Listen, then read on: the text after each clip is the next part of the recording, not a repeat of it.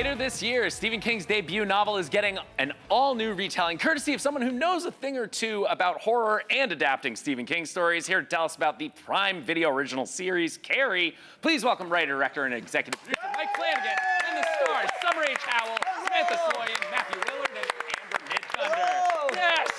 Applause all around. Hey guys, welcome to Comic-Con. Hi.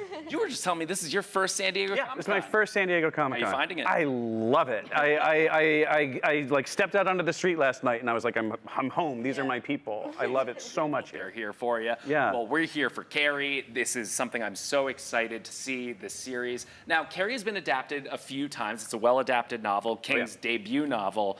What was the driving factor in making you decide that this story was worth retelling? Oh, well, that's the biggest question with something like this, because I'm enough of a Stephen King devotee that if there isn't an amazing reason to go back there and do it again, I'm not interested. And neither is he, for that matter. But the great thing about Carrie is you're talking about a novel that's now half a century old, that has at its core themes that are always going to be relevant, themes about empathy and kindness and cruelty and the teenage experience. But half a century ago, I don't think Stephen King could have imagined what today's high schoolers go through on a daily basis, what it means to talk about violence in school, what bullying and cruelty can be in a world where every single one of those incidents and any mistakes you make in your formative years can be broadcast permanently for the world to see on the internet. So this was the kind of adaptation that I've gotten to do in the past with like The Haunting of Hill House or House of Usher, which is about taking something apart and using the pieces to build something new. I've never done that with Stephen King before. But that was really the only reason to do something like this. There's no point in retreading the ground that has been walked so many times and so beautifully with this story. But Steve was excited to let us kind of create something entirely new with it, and that's been awesome.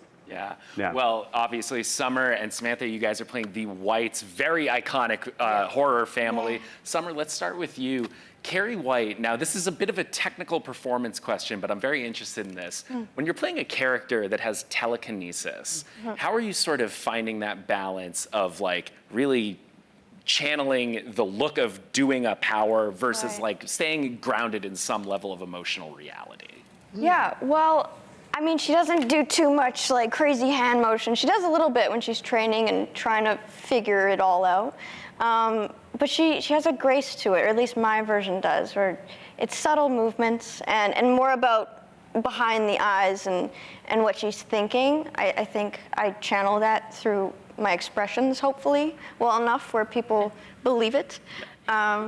Yeah. And Samantha, you're playing Margaret White, Carrie's mother, one of the most iconic villains in all of horror, I think. What was it that made you really connect to this role? What were you most excited to sort of animate about Margaret White?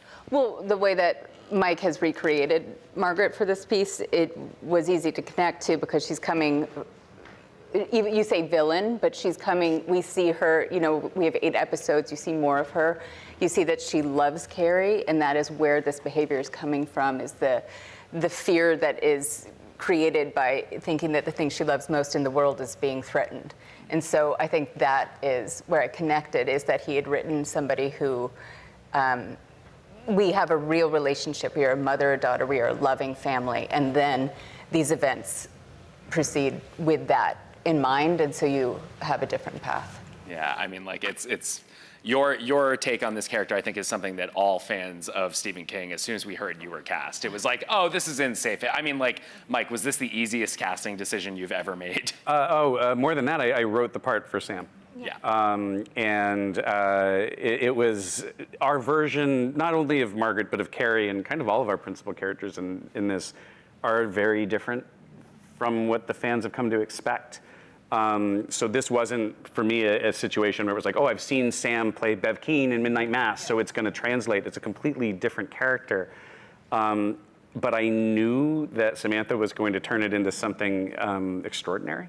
And so she was the only face, kind of, in my mind for every scene in the writing. Which was trickier for Carrie. We auditioned more than 1,000 actresses to find Summer. Wow. So I kind of had both polar extreme, experiences with this. And then Amber and Matthew. And people are gonna lose their mind. Can we just say real quick? Are you doing psychic powers on me, man? Hey. We didn't agree to this. Listen, the crazy thing is that people are going to lose their minds when they watch these two incredible artists. Yeah. Like, they crushed this thing. Like, no, you were gonna lose your minds. Yeah. And that is the God's honest truth. I mean, watching the show, I'm a big fan of De Palma film. Yeah. I had expectations of what I thought the show would be, and then reading it, it sort of it shows itself to be. Yeah. And then when you watch this cast, everyone is remarkable, and I think people are going to be really excited. Well, you two are also an important part of this cast as Totally well. agree. Principal Grail, Very important. Miss Very Desjardins. important. Now, how would you two, obviously your characters are sort of at the front lines of seeing what is happening with Carrie, you know, as it's happening. How do you two think that you would handle a psychic teenager? Do you think you would do well with this? Just punish them. Oh, wow. Literally, you're grounded. You can't do that. You're grounded. Now, what would you do if he was punishing a psychic child? This is a preview of the dynamic in the show. Because that's a little crazy. Yeah. No, I feel like there's a middle ground. Everybody has a middle ground. I think that's the thing is like, I love that Mike has given sort of every character, even ones that you maybe like don't get to dive as deep into in, you know, the past iterations, like such as Miss D, this sort of space where I think it's like she's caught in the middle of, I see these students, I identified you, I love you, I don't know what you're going through because even though it feels like not that long ago I was in this position, so much has changed. And then having like, you know, an evil institution. Whoa! That just like can't, These judgments are running that is just like rampant on so IGN harsh today. on the students that you're like, where's the middle ground, you know?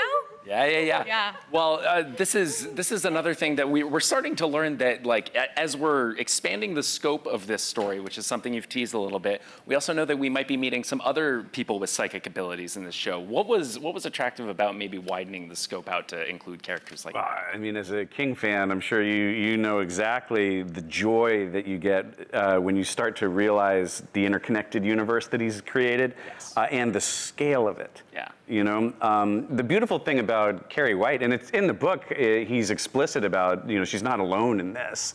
And I think the awesome thing is, like, Carrie White meets a different character at a different place at a different time. Someone would have said she had The Shining. You know, that's the way this all works. Yep.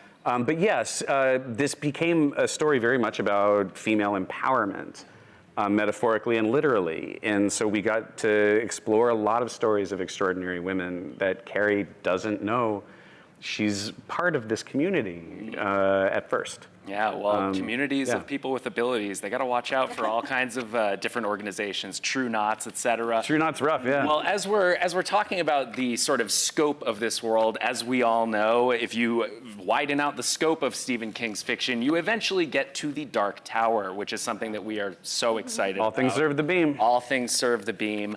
What I would like to know is, can fans look forward to any Dark Tower references or Easter eggs in Carrie? Of course. Now,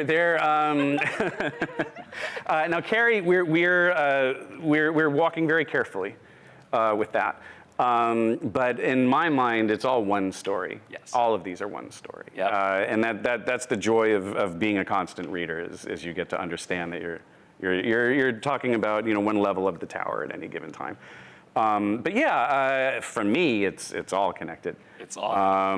We'll have to see kind of what makes it the screen. This is the Dark Tower I nerd understand corner, that, man. but there are people at home going, "What's this Dark Tower?" Oh, they are going to find out, and you guys are going to find out about how great Carrie is. But right now, stick around for more Comic-Con right here on IGN.